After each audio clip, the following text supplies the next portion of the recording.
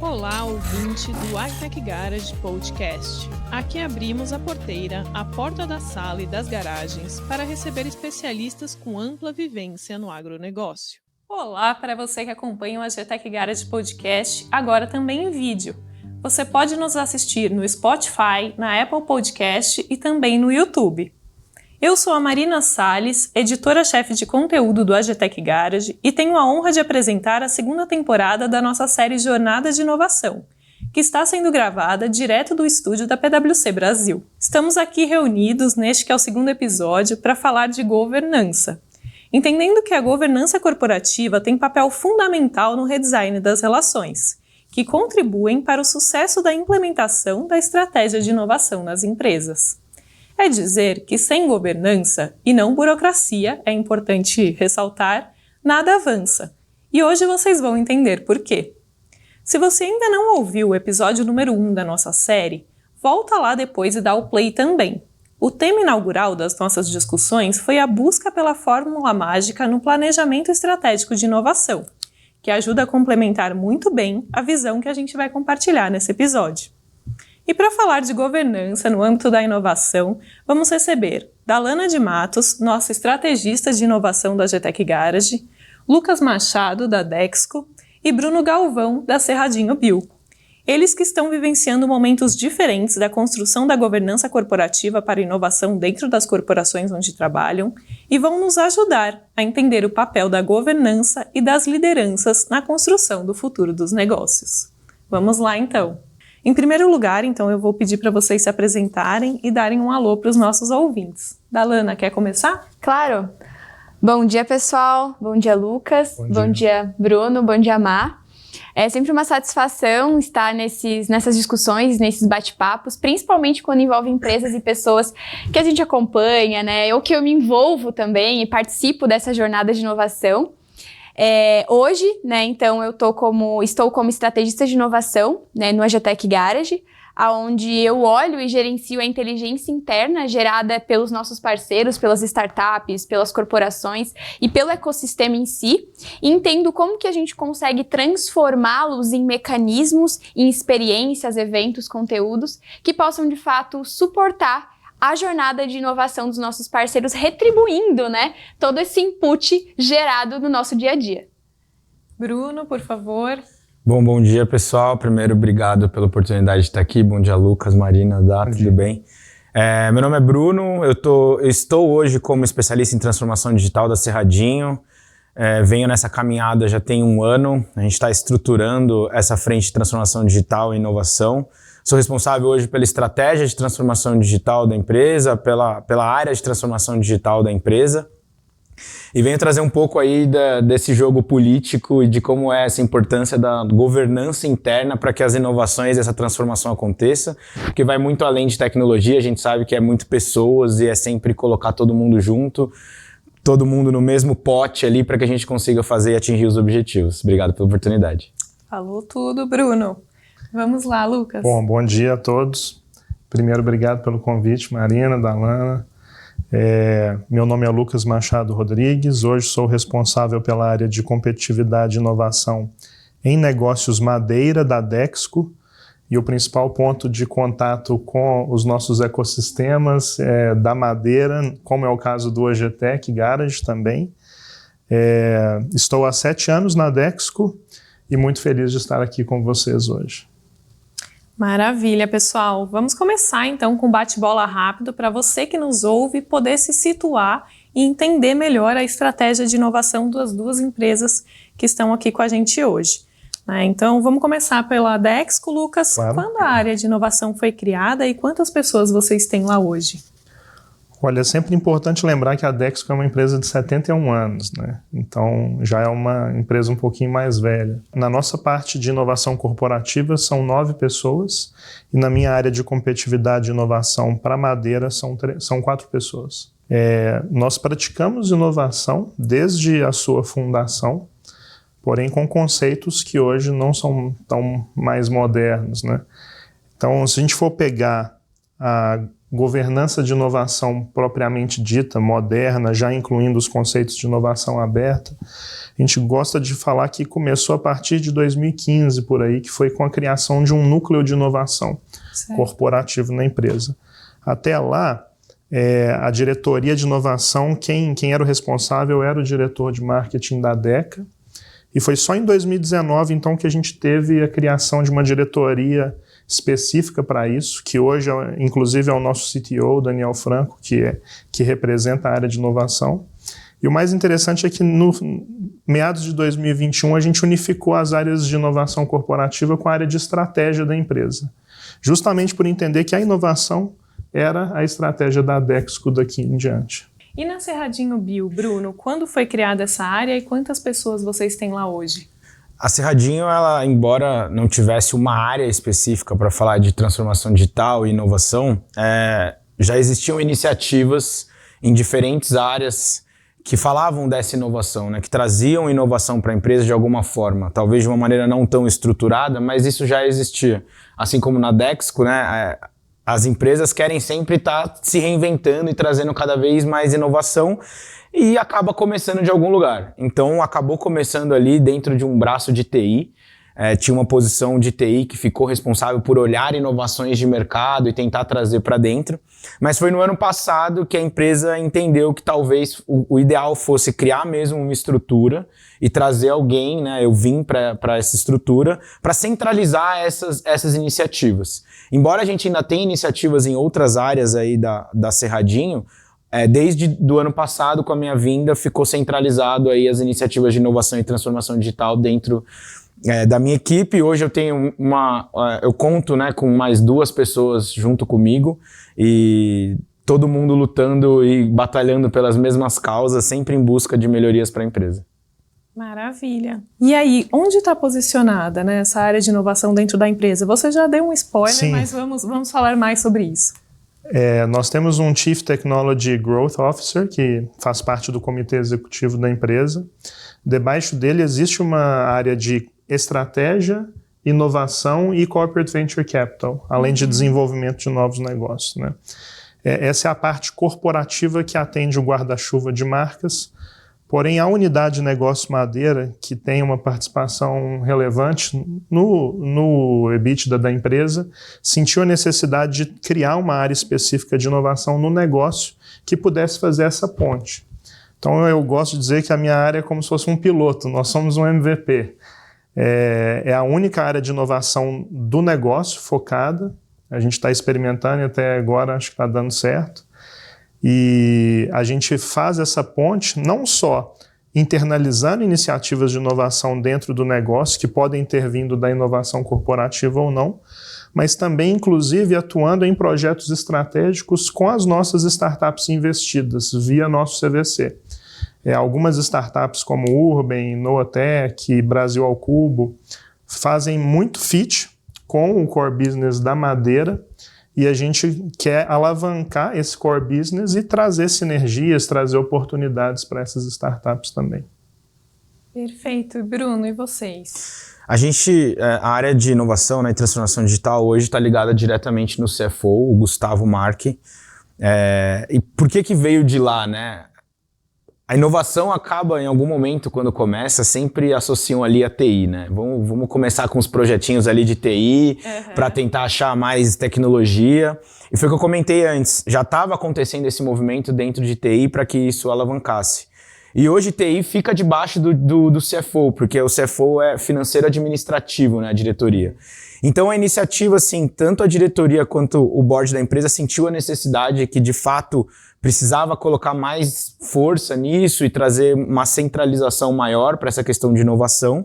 E aí foi criada, junto com o CFO, mas não dentro de TI, essa estrutura de transformação digital e inovação. Embora exista essa estrutura dentro ali do CFO, né, que é a minha estrutura, eu tenho interface com outras áreas que também pensam em inovação. Então tem uma área de novos negócios que fica ali na diretoria estratégica, tem uma área de excelência operacional que fica ali na diretoria operacional, e não tem como essas 3 áreas elas não estarem conversando. Do mesmo jeito que eu estou olhando para alguns projetos, elas estão olhando para outros, e muitas vezes eu trago a própria AGTEC junto para, o pessoal de novos negócios tem ali uma demanda, eu falo com a AGTEC, Então, a gente acaba fazendo essa conexão e trazendo sempre para toda a empresa essa visão. Embora eu esteja na diretoria do CFO, eu atendo a empresa toda.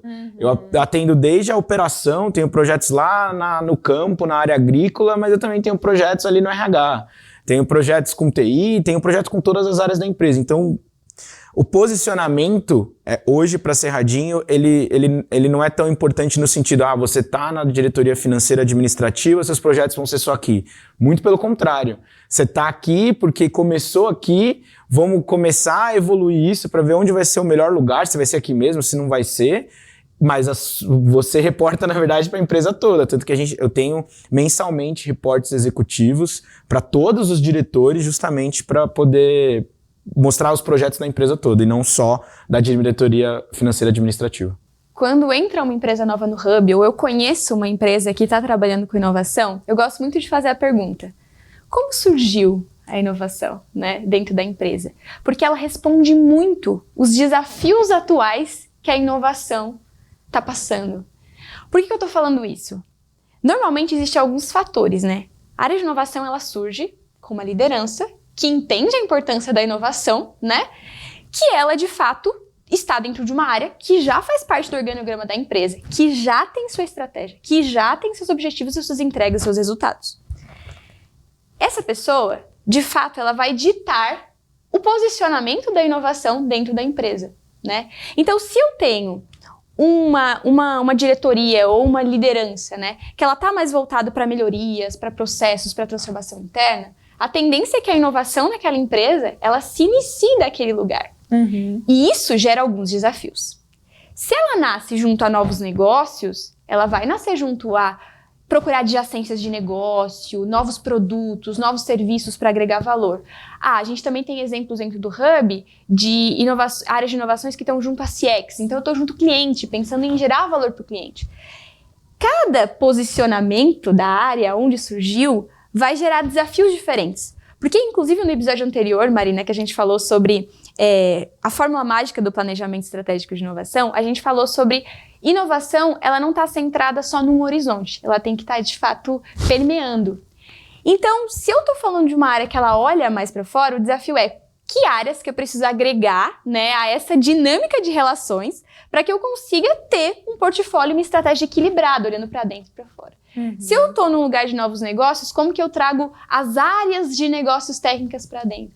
Então, para mim, a grande chave está aí. Se eu olho para onde a área surgiu e como a área está, a gente já consegue identificar os desafios e, obviamente, traçar direções para onde superar.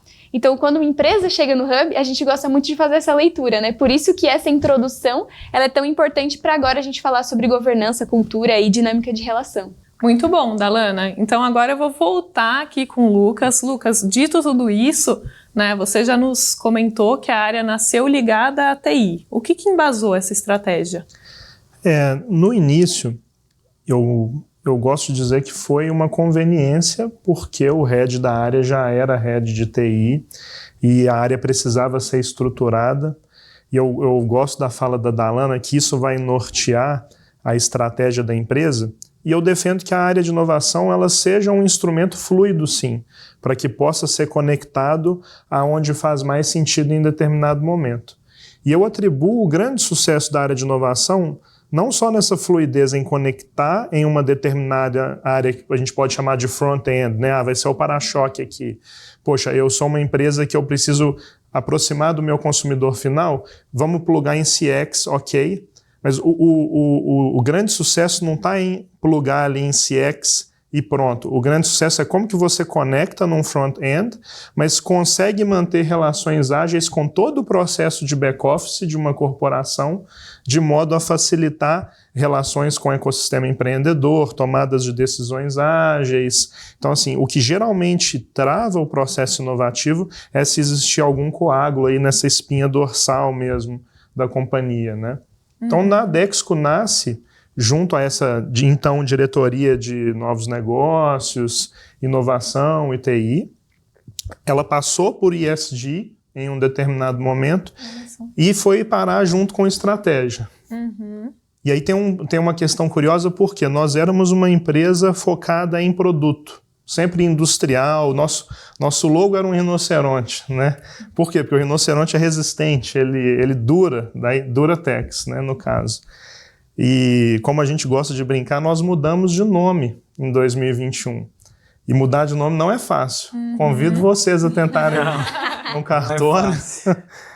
E por que a gente mudou de nome? Porque a gente queria deixar de ser uma empresa com foco em produto e virar uma empresa com foco em consumidor final, em cliente. E para tanto, a nossa estratégia tinha que ser toda focada nisto.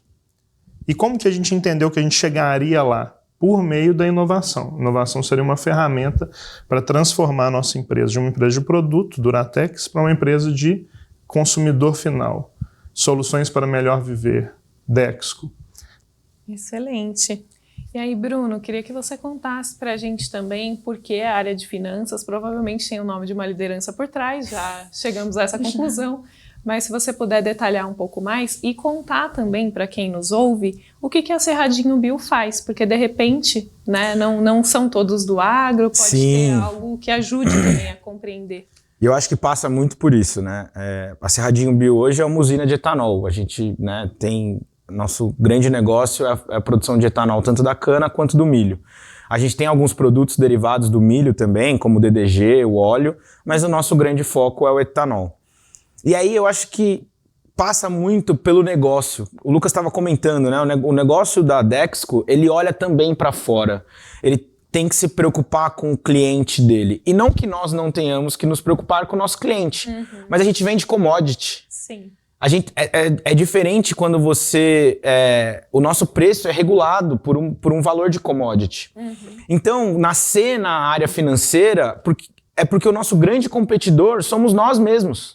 Então, embora a gente tenha os nossos competidores que estão vendendo, que são maiores ou menores, a nossa maior competição é com a gente mesmo. Você não briga por preço, você só briga por margem. Exatamente. Eu tenho que ter uma eficiência operacional cada vez melhor para que a minha margem seja maior. Então, daí a inovação vem da área financeira.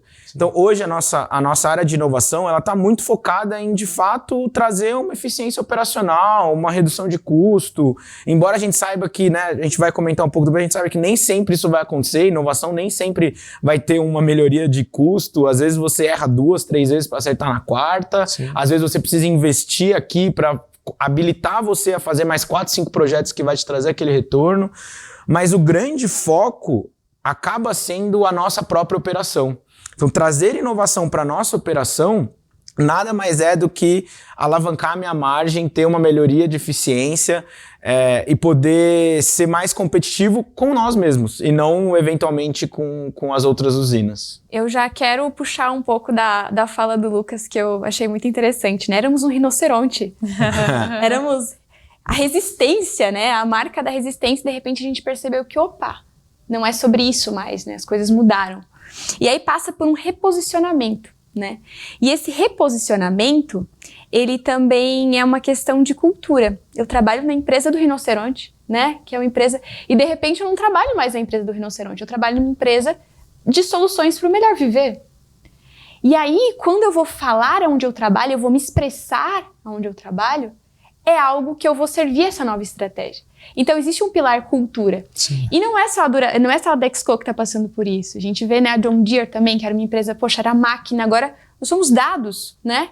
Então, como que eu trabalho isso, né? Então, a gente sabe hoje que a governança, né, ela está setada por essa estratégia, certo? Sim.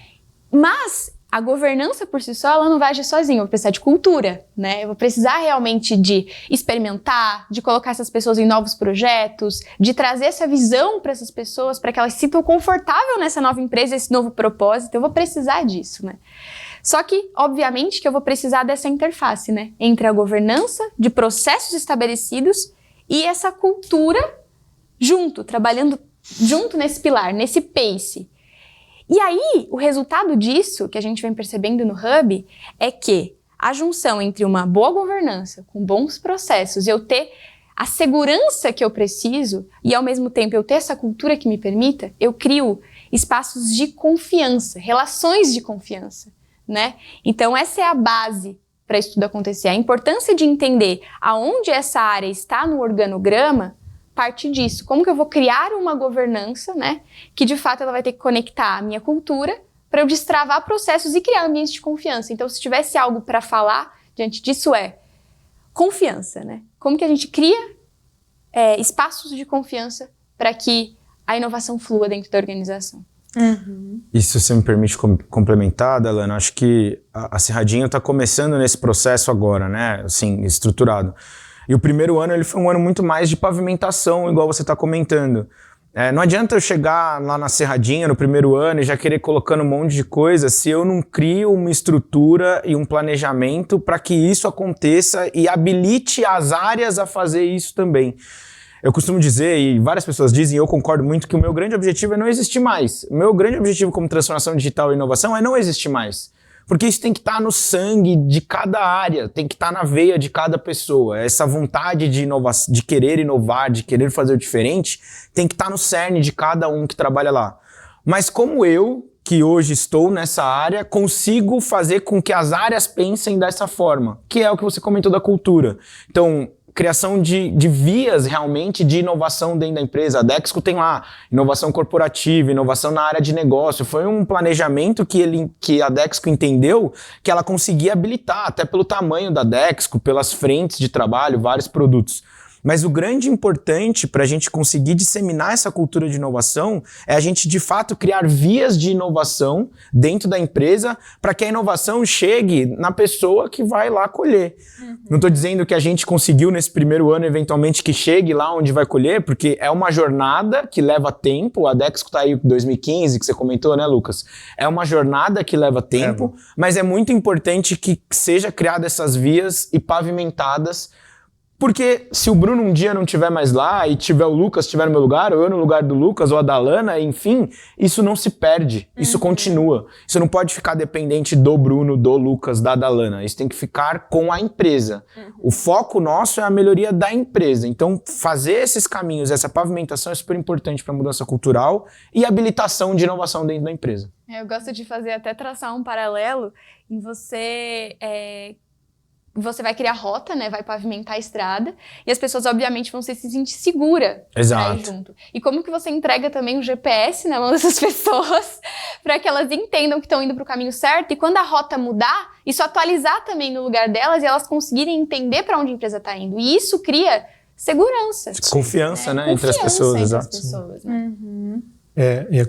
Curiosamente, a jornada dessa formalização da inovação na Dexco, ela acontece quase que em paralelo com a criação de uma nova cultura da Dexco, que também começou em 2015. Foi um processo que essa cultura ela foi construída, co-criada ao longo de toda a organização e envolveram comportamentos-chave que nós gostaríamos de praticar. E agora a gente já está nesse segundo refresh da cultura, a gente brinca que é a segunda temporada.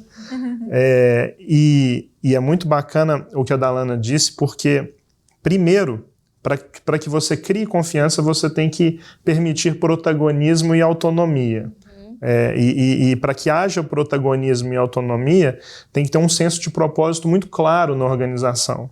E toda essa nossa construção passou por isso, e é interessante observar como que as decisões ficam mais leves e começa a ter mais espaço de confiança para ser mais ousado, para ser mais criativo, para tomar decisões mais ágeis, desburocratizar processos. Então foi muito interessante ver essa criação da cultura e até mesmo entender por que certas ações no passado que a gente praticava não davam um retorno que a gente consegue realizar hoje. E aí, pessoal, todos vocês, né, passou pela fala de todos, como que a gente faz chegar nas pessoas? Independentemente de quem está sentado, eu preciso fazer com que chegue nelas para que a roda continue girando, né, se eu estiver ou se eu não estiver aqui.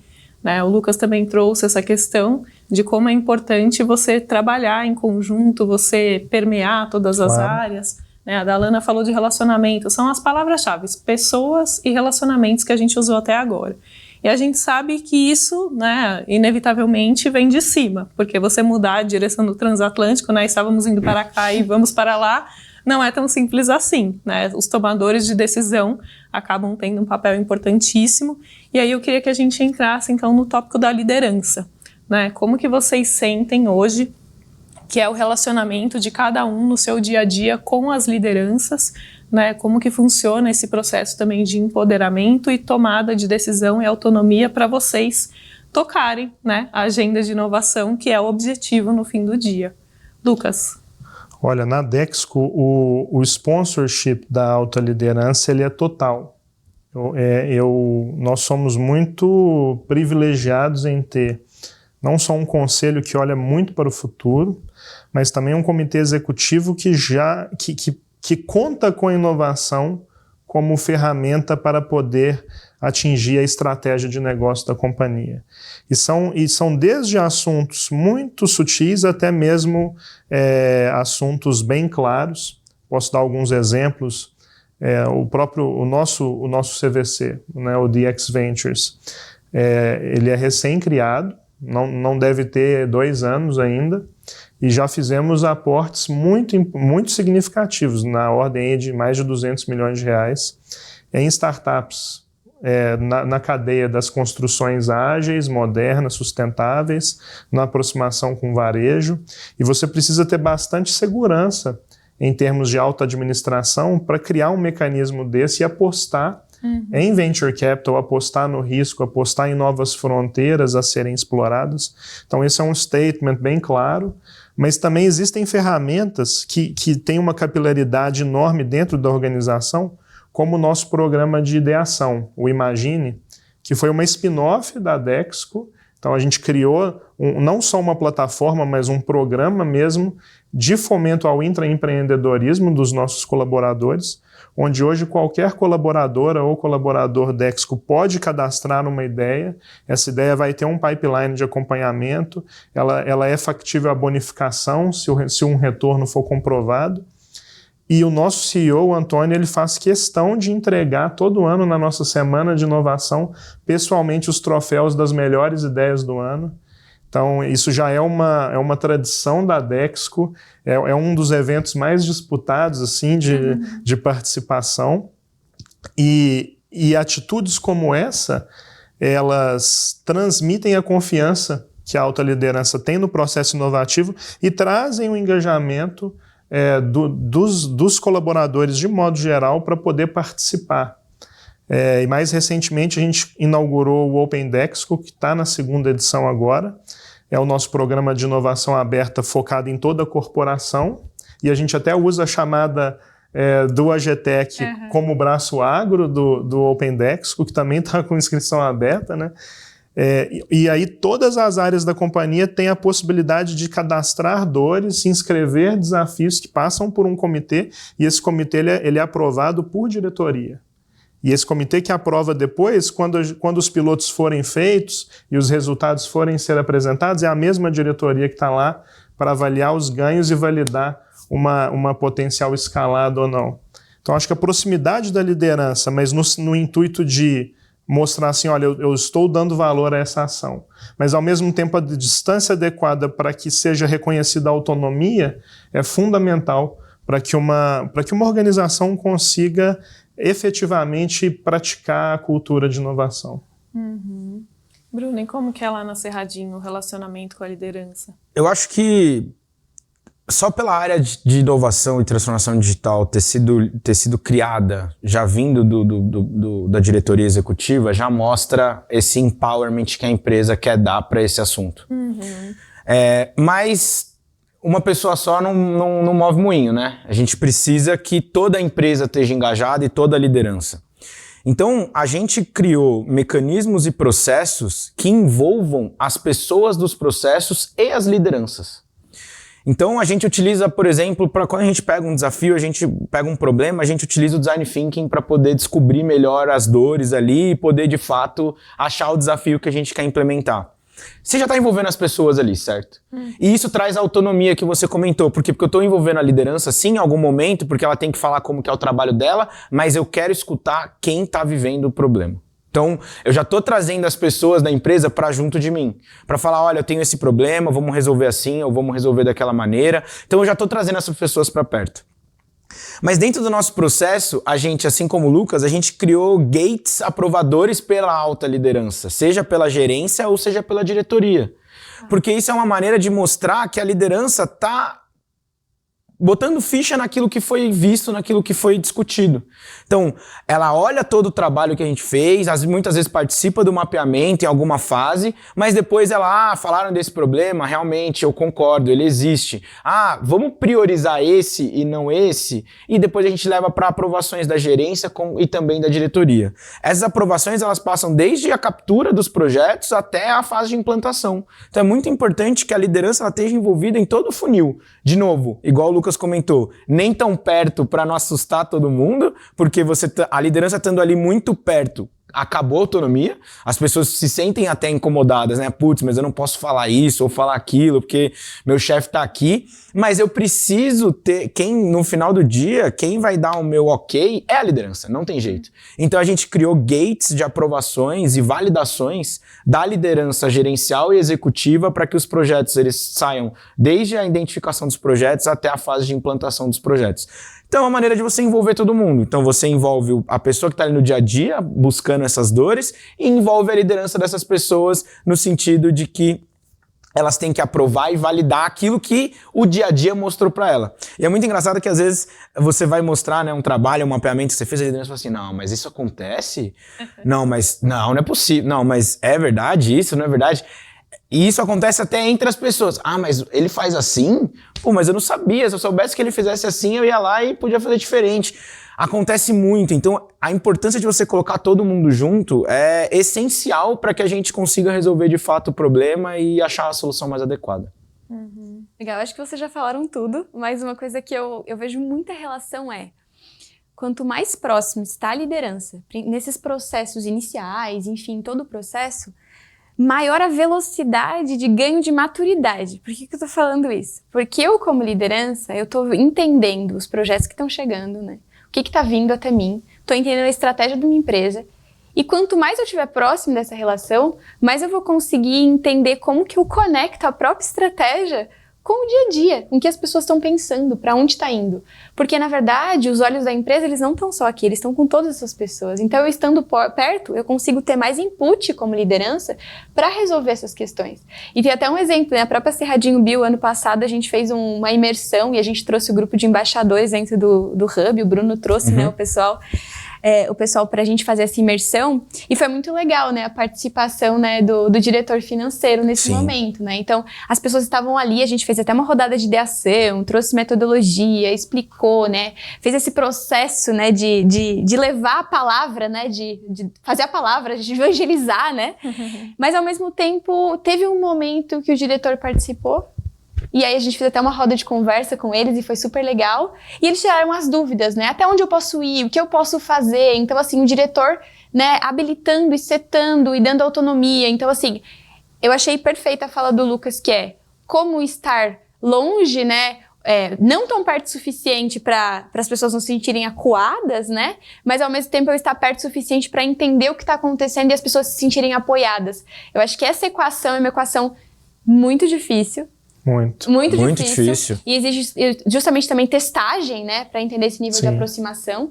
Mas eu acho que ela é essencial e o sucesso dela também vai determinar essa velocidade de amadurecimento da corporação em relação à estratégia versus execução. E eu gosto de trazer as coisas para o concreto, porque beleza, vocês falaram, né, que a liderança ela traz norte, ela traz priorização, isso é muito importante. Mas vocês, com toda essa consciência de que as distrações vão acontecer, como que vocês domam o dia a dia? O que está no job description de cada um e quais rituais auxiliam vocês a fazer, né, de novo aqui, parafraseando a Dalana, o caos organizado.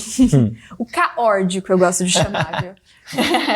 Bom, nesse sentido, as ferramentas de inovação nos ajudam muito. Vamos pegar, por exemplo, o próprio AGTech Garage. Os instrumentos que nós temos, o Intensive Connection, a chamada aberta, as buscas direcionadas, eu já uso eles para exercitar a estratégia de curto, médio e longo prazo. Então, eu gosto de organizar para que não haja muito fluxo contínuo apesar de ser necessário um fluxo contínuo de chamadas numa área de inovação, você corre o risco altíssimo de perder esse foco. Então a gente já planeja utilizar cada instrumento desse com base em uma determinada dor que já está validada e já está conectada com a estratégia. Esse é um exemplo claro para uma área de inovação jovem, por exemplo, não se perder por aí.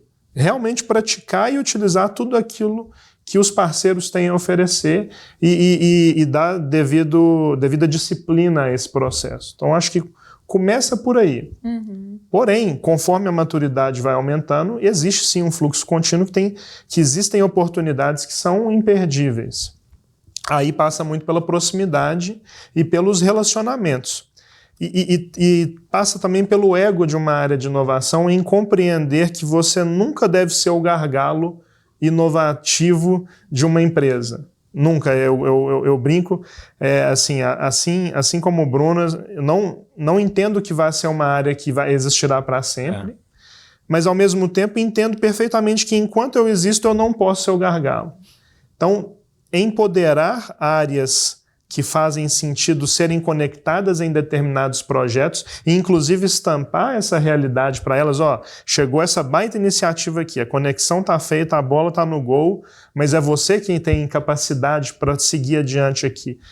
Não sou mais eu, acho que essa iniciativa aqui já é uma iniciativa para uma área de P&D, para uma área de engenharia, para uma área técnica de silvicultura, para uma área de melhoramento genético. Então a inovação ela tem que se descentralizar e agir como ferramenta-chave de governança, de conexão, muitas vezes até mesmo de auditoria, pessoal, está tudo bem aqui, e de manter a diplomacia dos relacionamentos, né? Porque muitas vezes acontecem atritos aí, faíscas, a gente vai saber falar, mas acho que então dois conceitos são chave. As ferramentas de inovação estão aí para serem usadas.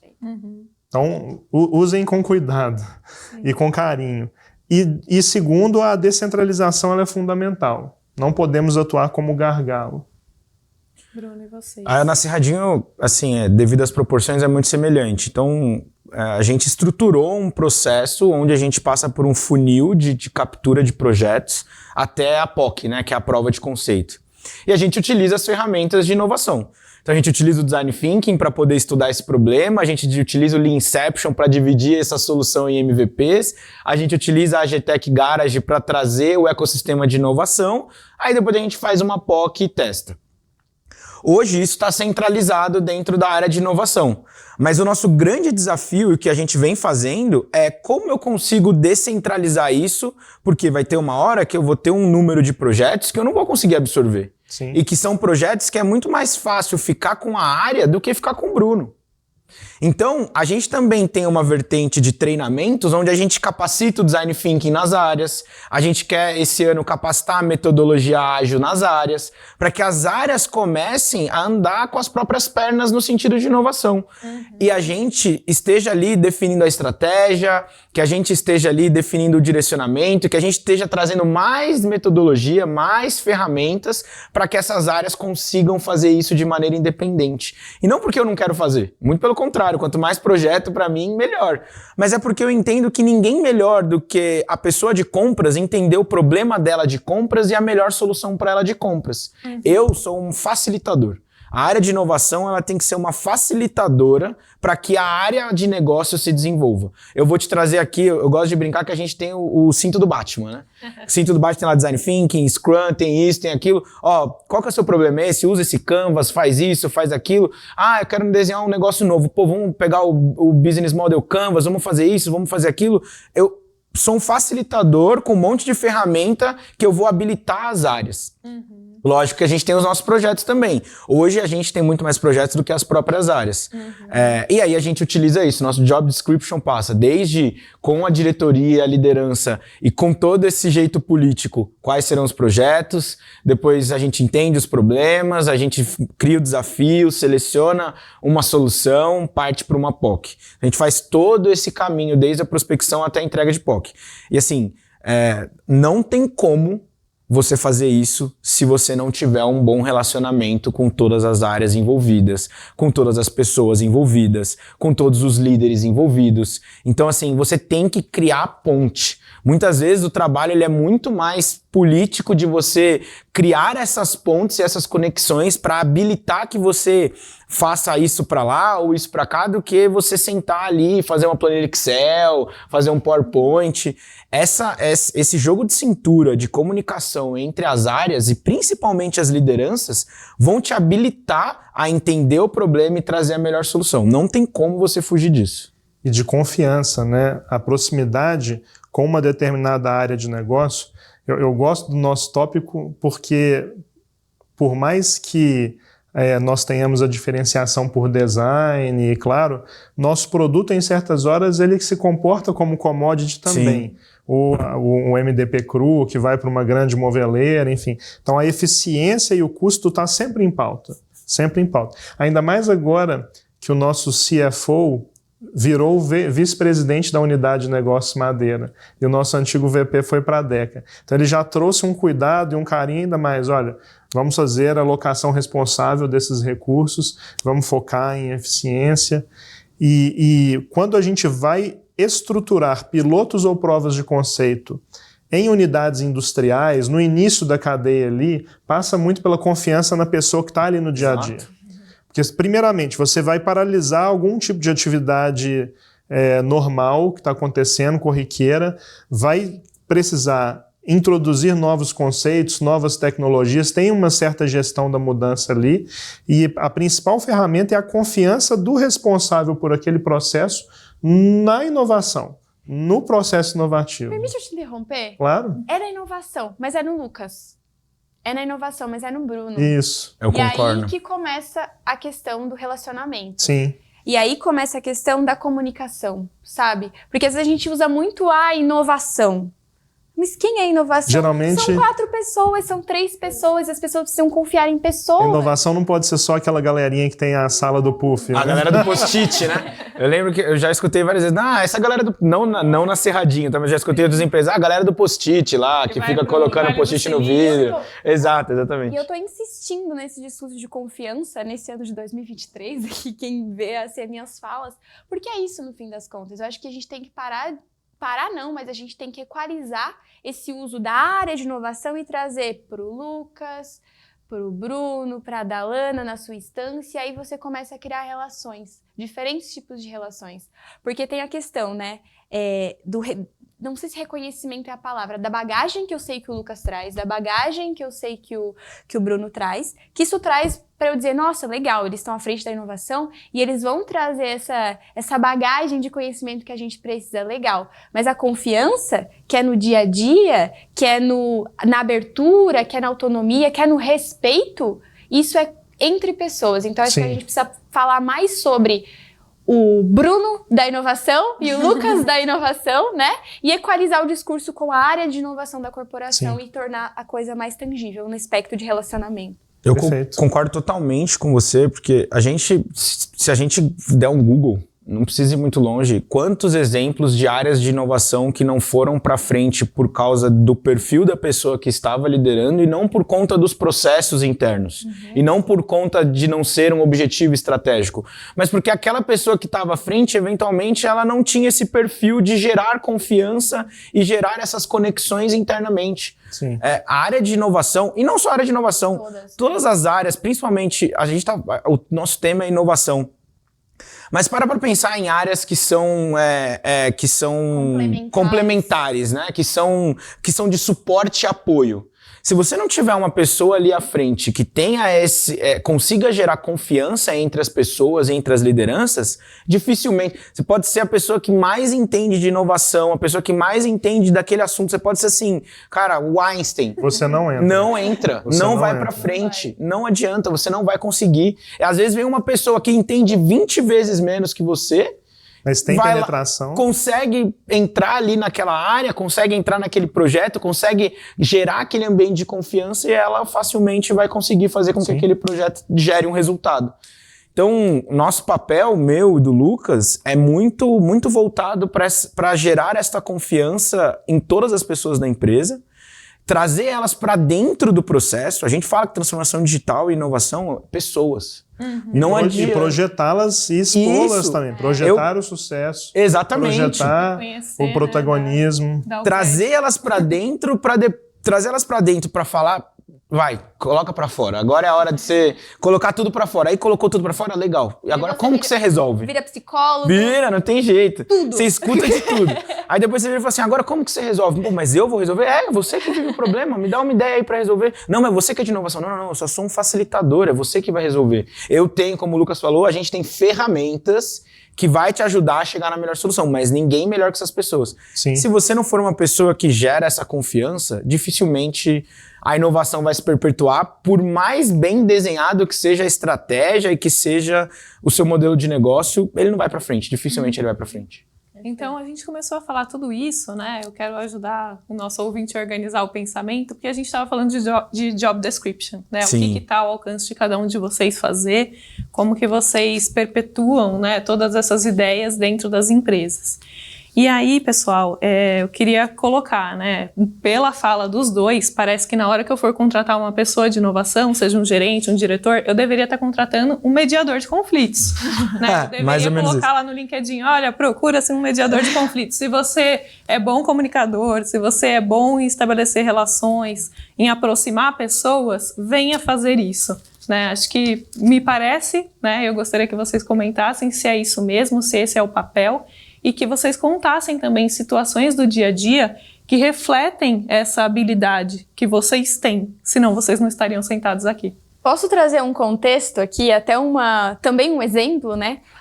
A gente estava até numa reunião reunião interna, né, de algumas lideranças e pessoas do Hub, e a gente começou a falar, porque, óbvio, a gente vê essa gestão de conflitos no dia a dia dentro das corporações que a gente atende. E é engraçado, porque gestão de conflito por si só parece que vai ter briga, né? Sim. E às vezes não é exatamente. A palavra, né? Conflito já remete a uma coisa ruim. Às vezes não é o conflito, mas é realmente você entender que talvez tenha uma pessoa que queira executar uma ideia, mas não necessariamente é uma ideia que está conectada com a estratégia, a pessoa vai ter que esperar, então você vai mediar, que não gerou um conflito, às vezes mas nem sempre é. Então, dentro do Hub, a gente discutindo, né, como que nós, como Hub, podemos ajudar e apoiar, né, os mediadores de conflito das organizações. E a gente falou, olha, a gente precisa entender que a gente está entrando num jogo político. E a gente assumir esse lugar é um lugar importante. E aí a política, para além da partidária que a gente está falando, mas a política que a gente está falando é de eu ter um plano, eu tenho minhas ferramentas, eu tenho tudo em mãos. E agora eu preciso vender a minha ideia. Criar confiança, porque eu vou votar numa pessoa, vou votar num político quando eu confio nele. Ou pelo menos confio minimamente nele. Não vamos entrar muito nesse caso. Não vamos entrar muito nesse nesse papo, caso. mas esse é o começo que eu preciso criar. Sim. E depois eu preciso ir mostrando o resultado nos meus 4 anos, né?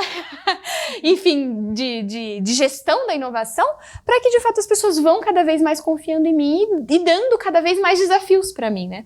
E aí, num aspecto até metodológico, conceitual, né, nessa gestão de relacionamentos, a gente pode entender gestão de relacionamentos realmente como uma disciplina, e a gestão de relacionamento, ela passa por formas diferentes de fazer. E eu gosto de 3, que uma é one-on-one, que é aquela gestão cara a cara, né?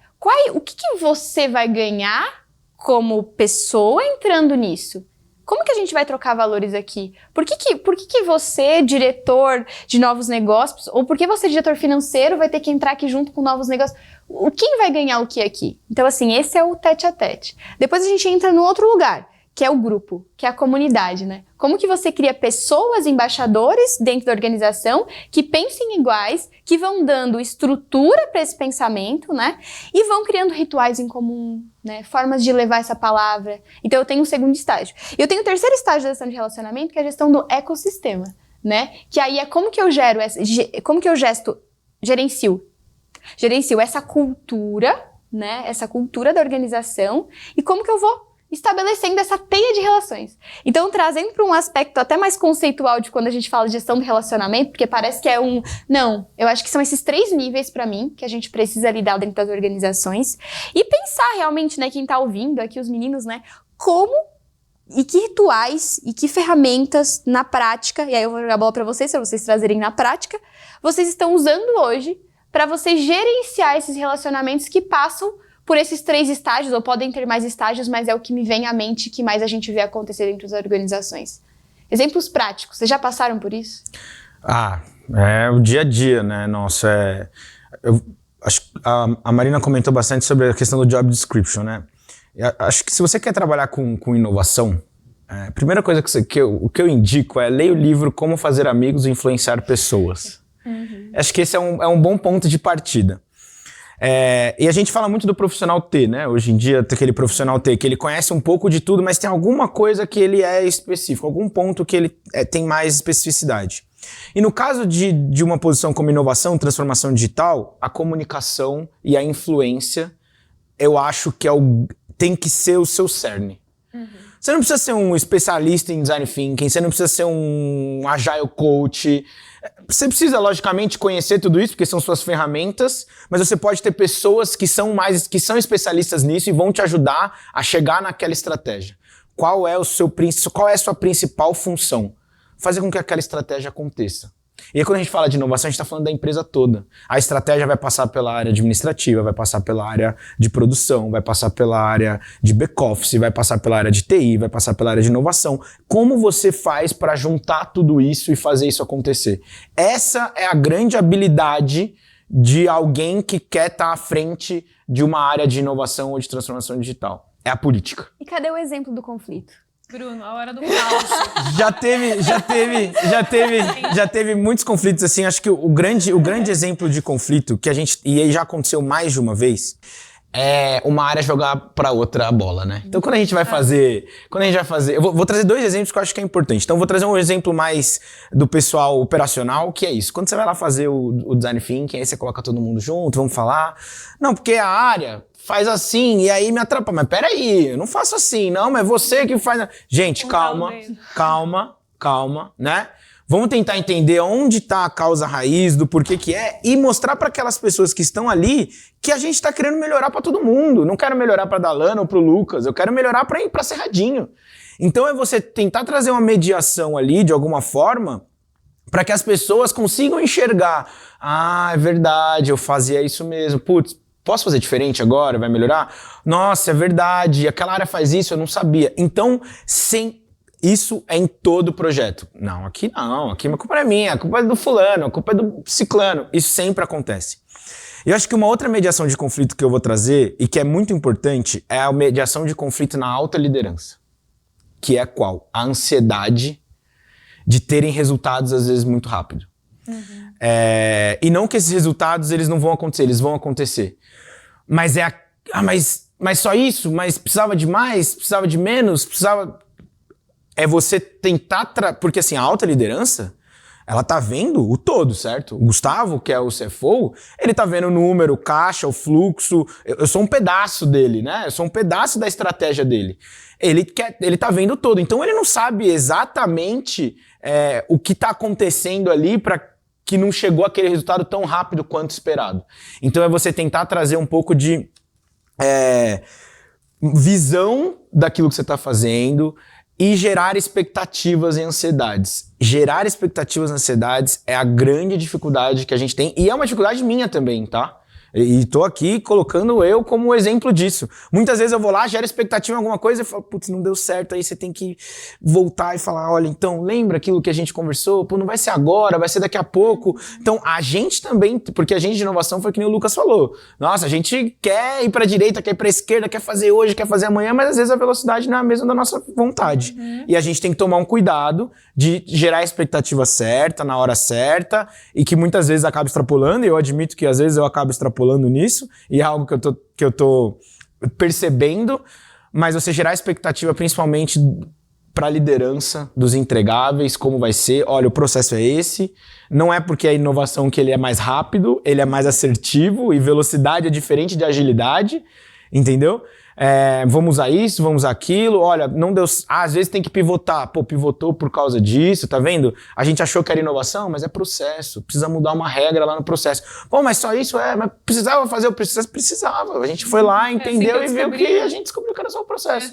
Então esse conflito de não gerar expectativas, ou então setar, né, as expectativas, ele é muito importante para todos os níveis. Novamente não é inovação, é o Bruno. É o Bruno, não tem jeito, é o Bruno, é o Bruno. É o Bruno, não adianta.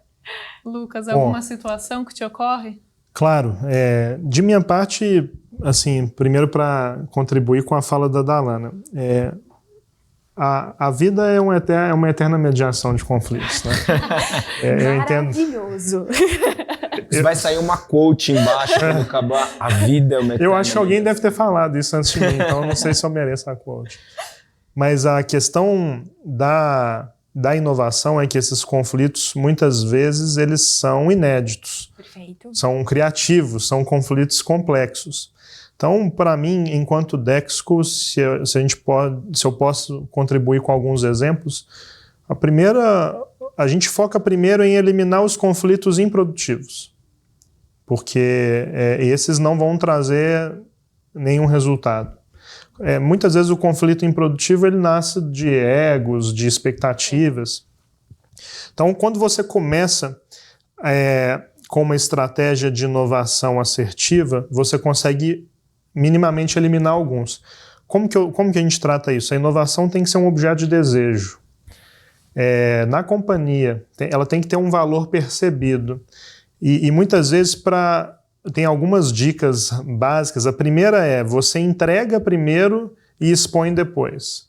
Eu acho que no início, algumas empresas tiveram dificuldades porque a área de inovação prometia demais e não entregava. Era muito evento, muito... então a gente toma esse cuidado de entregar primeiro e expor depois. E quando vai expor realmente os protagonistas, que muitas vezes não são da área de inovação, são das áreas de negócio, das áreas comerciais, das áreas de apoio que estão participando. E aí que entra uma peça-chave. Temos que apostar primeiro nessas pessoas que estão naturalmente engajadas. Então, como que a gente cria a inovação como objeto de desejo? Você mapeia as pessoas que já são naturalmente engajadas, que têm um apreço pela inovação por motivos quaisquer, seja pelo background, seja... E você faz projetos de inovação com essas pessoas. Um projeto promissor com uma pessoa mega engajada, ele vai dar muito mais resultado do que um projeto mega promissor com um antagonista, digamos assim. E esses exemplos começam a despertar um desejo. Poxa, eu também quero participar, está dando certo. Olha, essa colaboradora aqui contribuiu com inúmeras ideias no nosso programa de intraempreendedorismo. Ela foi reconhecida, ela está projetada, está exposta. Essa determinada área aqui trouxe uma dor, que não era uma dor talvez tão promissora, mas as pessoas estavam muito engajadas e entregaram resultados.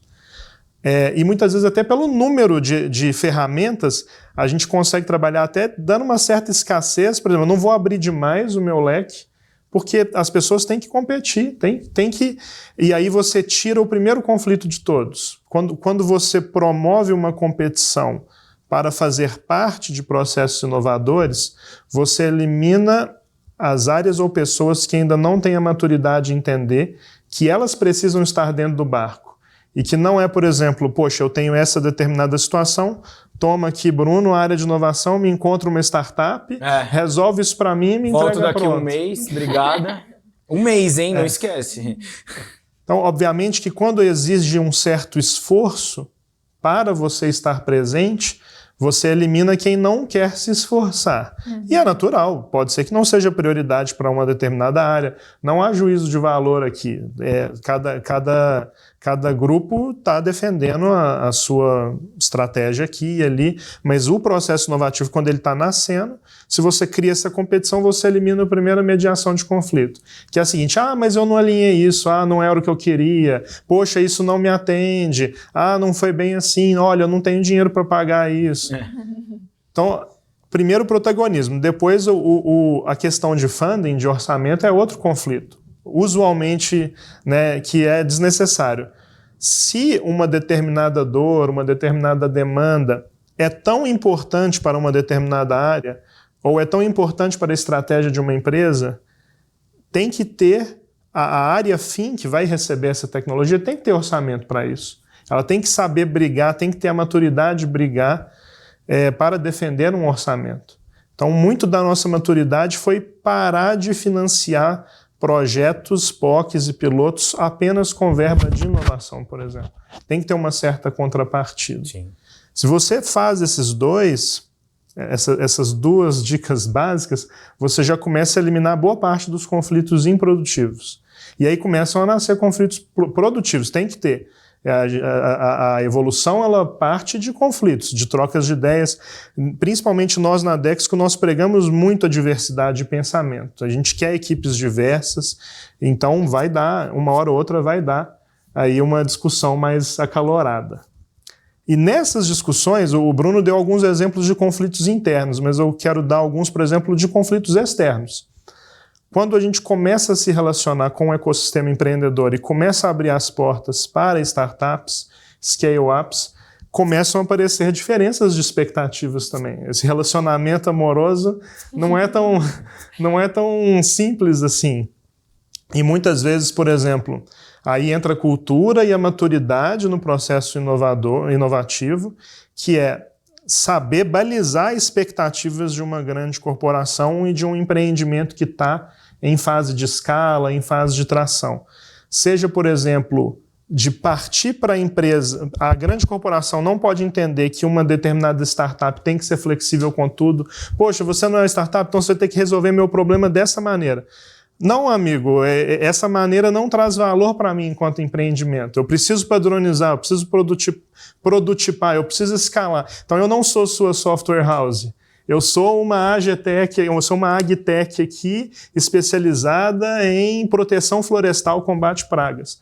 Eu vou fornecer dados para você combater a sua praga, mas eu também quero atingir os citros, a cana, o milho, o feijão, o arroz. Então, obviamente que existem diferentes expectativas que quanto mais aí sim tem que ter maturidade e relacionamento. E o papel do agente de inovação, ou do gestor de inovação, ou do executivo de inovação... Do Lucas, sei lá. Do Lucas.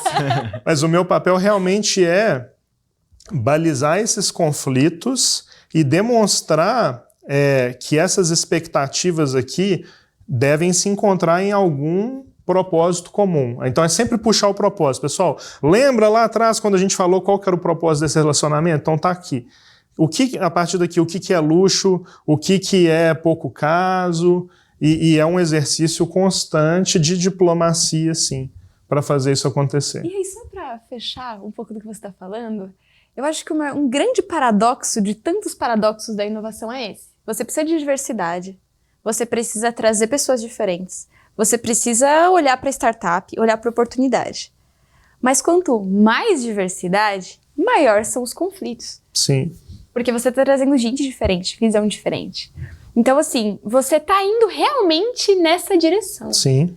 Você está trabalhando em prol de gerar mais conflitos. Mas aí você trouxe um ponto importante. Conflito não necessariamente são ruins. Sim. São bons conflitos. E aí você saber separar o que é um bom e o que não é um conflito produtivo, que não vai valer a pena, é a chave da questão.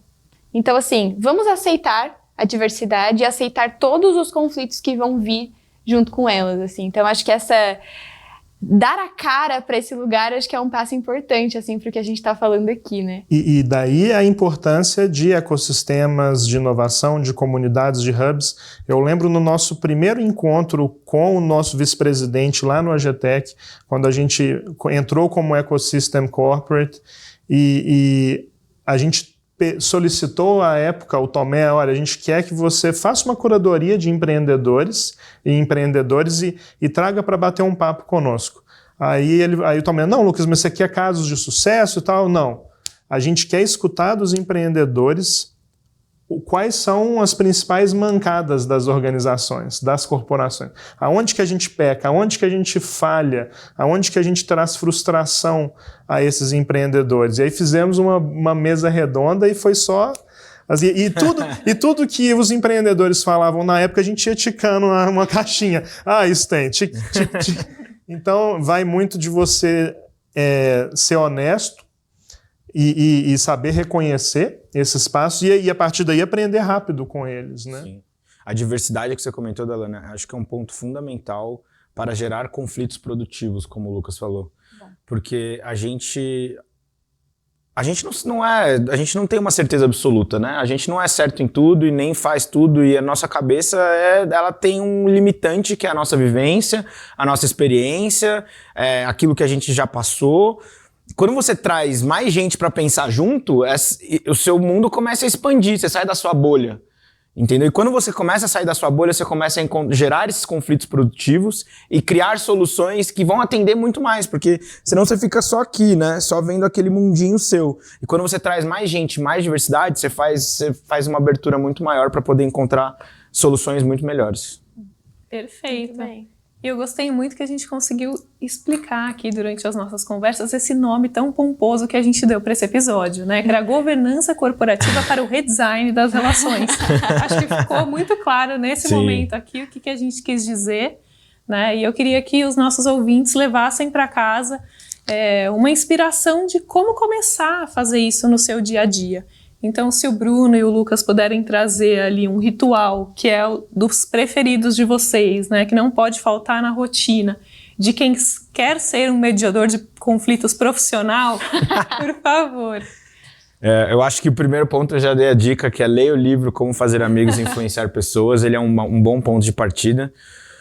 Eu acho que o segundo ponto de partida, na verdade, o segundo ponto, né, para você ser um bom agente de inovação dentro dessa empresa, e aí seja em liderança ou não, né, nem sempre você vai ser um líder, para qualquer coisa, é você entender que você está ali trabalhando com pessoas.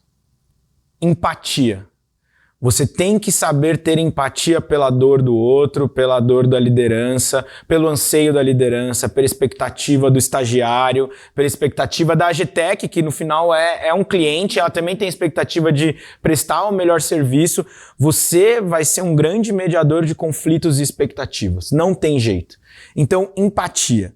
E quando eu falo de empatia, não é aquela empatia de, vou me colocar no lugar da Dalana. Eu nunca vou conseguir me colocar no lugar da Dalana. Porque a Dalana tem uma experiência de vida que eu não vou ter, eu não vou conseguir estar no lugar dela, ou no lugar do Lucas, ou no lugar da Marina. Mas é a empatia no sentido de entender o cenário da Dalana e pensar como nesse cenário eu consigo contribuir, eu consigo ajudar a Dalana dentro de um ambiente de inovação. Entender a dor da Dalana, a dor do Lucas, a dor de suprimentos, a dor da operação, de uma maneira totalmente aberta, criar este ambiente de segurança para você trazer a confiança que a gente falou bastante aqui e trazer de fato a inovação. Porque aí, quando você tem todo mundo jogando com você, você vai ganhar o jogo. Não precisa ser o Ronaldinho, nem o Zico, não precisa. Quando você tem todo mundo jogando por um mesmo objetivo, você vai ganhar esse jogo. Mais cedo ou mais tarde você vai ganhar esse jogo. Então acho que essas são as dicas que eu deixo aí para quem tá querendo entrar nesse mundo de inovação e de mediador de conflito. E terapia é importante também. Né? Faz terapia, isso, faz uma vez por semana, faz uma terapia que ajuda bastante.